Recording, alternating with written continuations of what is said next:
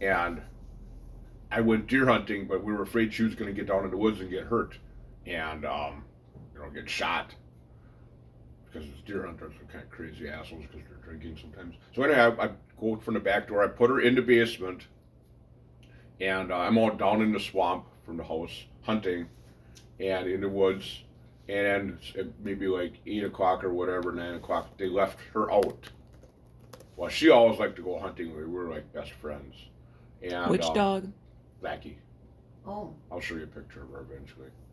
Um, they let her out of the basement. While she smelt my footprints, went down into the woods behind me. She followed my tracks. She got my scent, followed me all right down to my deer stand. And I was down there hunting in my, hiding. All of a sudden I heard I knew the dog was there. She's there, so wow, she's my friend. She was looking around for rabbits or whatever we were shooting. And all of a sudden I heard a shot. And I called Blackie. Blackie! No, she never came. So some drunk asshole, our neighbor's friend, shot our dog in the head. One shot with a slug. Just for, oh, the hell, I'm going to shoot that dog. Well, anyway, then we got this. The story was on it. We used to have a local paper called I forgot what it was called. Something about the Lakeshore, anyway. Lakeshore Shopper. And the story was in there about how I was deer hunting and some hunter shot her dog. And some people from Cleveland were breeders for German Shorthairs, and they were so touched by the story, they volunteered to give us one of their dogs, one of their puppies. Oh, wow. So we got a German Shorthair, and she always would shake, and she had really skinny, really, short fur, but she was purebred, and they kind of shake sometimes. They're kind of like nervous. Well, anyway, because till then, Blackie was always like the best hunting dog we ever had, and she was just a mixed breed of like part Labrador, maybe part Collie. She looked like a Newfoundland. She was all black, and anyway, that was my best friend. Anyway, so we got this German Shorthair, and my dad didn't really care for her too much either. He was just very hard to please. He was hard to please, my dad. So anyway, we were hunting with this.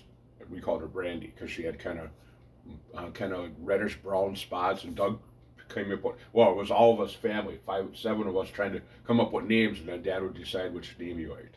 So Doug came up with Brandy because she was kind of brandy colored and white. It was a German Shorthair with all the spots on.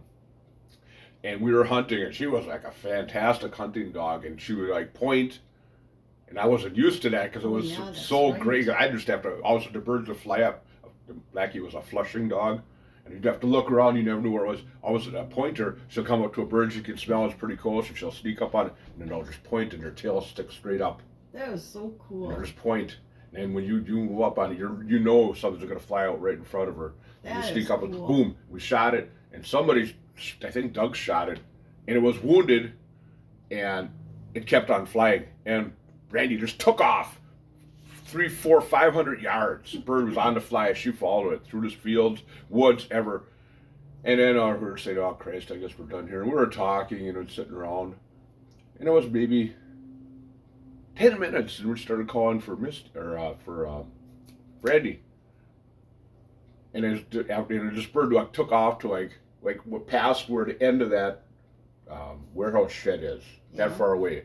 Oh, wow. All of a sudden, we're about 10 minutes later. All of a sudden, here comes Brandy with the bird in her mouth. Oh my God! Really? Yeah. And then. That was a smart dog. Well, she was the best hunting dog we ever had. Wow. And I really liked the way she looked. I thought it was cool as hell with all the different spots and patches and speckled. And then she was really loyal too. And then so my dad got sick of her for some reason too, and we ended up giving her to our cousins Rick.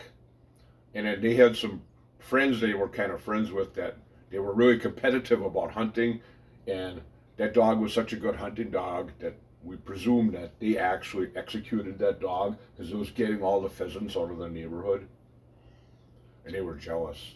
Oh my God. Hey, That with that pointer, do they have the instinct to do that, or do you train them like that? No.